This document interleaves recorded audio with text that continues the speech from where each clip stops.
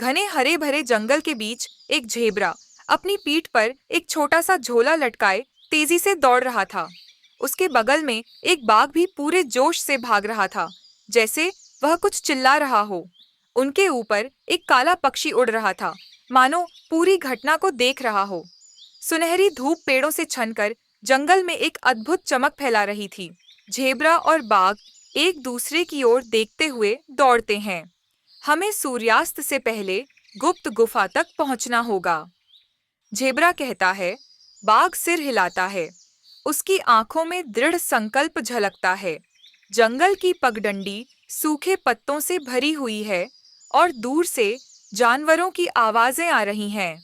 झाड़ियों के पीछे चमकती आंखें देखी जा सकती हैं। लकड़बग्घों का एक झुंड छाया में छिपा हुआ है, सही मौके का इंतजार कर रहा है।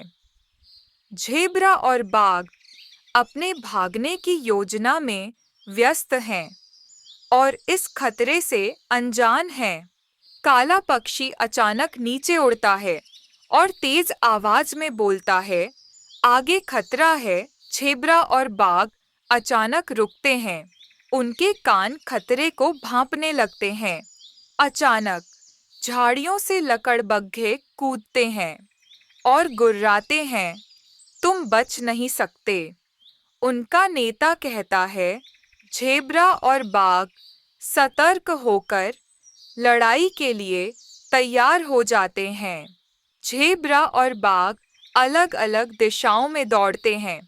लकड़बग्घे भी बंट जाते हैं और उनका पीछा करने लगते हैं। जंगल तेजी से गुजरने लगता है क्योंकि पीछा तेज हो जाता है।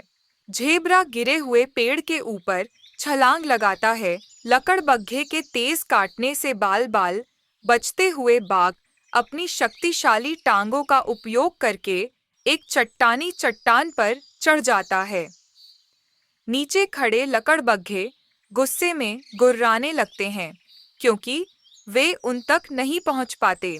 झेब्रा और बाघ भारी सांस लेते हुए एक संकरे बेलों से ढके रास्ते को देखते हैं। वे जल्दी से उसमें समा जाते हैं। लकड़बग्घों की नजरों से बचते हुए रास्ता अंधकारमय और रहस्यमय है, जहां चमकते हुए मशरूम और जुगनू रोशनी फैला रहे हैं। जैसे ही झेब्रा और बाघ छुपे हुए रास्ते से आगे बढ़ते हैं, वे फुसफुसाहट सुनते हैं, प्राचीन पेड़ जैसे बात कर रहे हों। उनकी पत्तियां एक अजीब लेकिन शांत लय में सरसराने लगती हैं।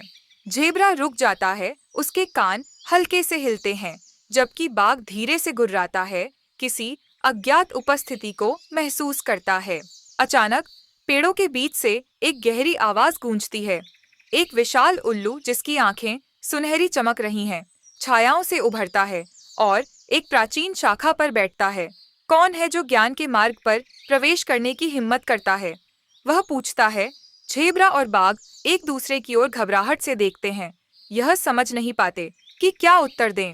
उल्लू अपने पंख फड़फड़ाता है और गहरी ज्ञानपूर्ण आवाज में बोलता है, इस रास्ते से गुजरने के लिए तुम्हें मेरी पहेली का उत्तर देना होगा। झेब्रा और बाघ घबराकर निगलते हैं। ऐसी चीज क्या है जिसकी जड़ें होती हैं लेकिन वह बढ़ती नहीं, जिसका सिर होता है लेकिन वह कभी दिखता नहीं? जंगल में सन्नाटा छा जाता है। दोनों गहराई से सोचने लगते हैं। झेब्रा के कान हल्के से हिलते हैं, जैसे उसे अचानक कोई विचार आया हो। पहाड़, वह उत्साहित होकर बोलता है। उल्लू अपनी चमकती आंखें झपकाता है और धीरे से सिर हिलाता है। तुम बुद्धिमान हो युवा यात्री, तुम आगे जा सकते हो। बाघ राहत की सांस लेता है, जबकि उल्लू अपने पंख फड़फड़ाता है और उनके सामने का रास्ता धीरे धीरे खुलने लगता है। जैसे ही उल्लू अपने पंख फड़फड़ाता है, धुंध छंटने लगती है और एक मनमोहक घाटी प्रकट होती है, जो चमकते हुए फूलों, झिलमिलाते झरनों और आकाश में तैरते द्वीपों से भरी होती है। झेब्रा और बाघ विस्मय में आगे बढ़ते हैं।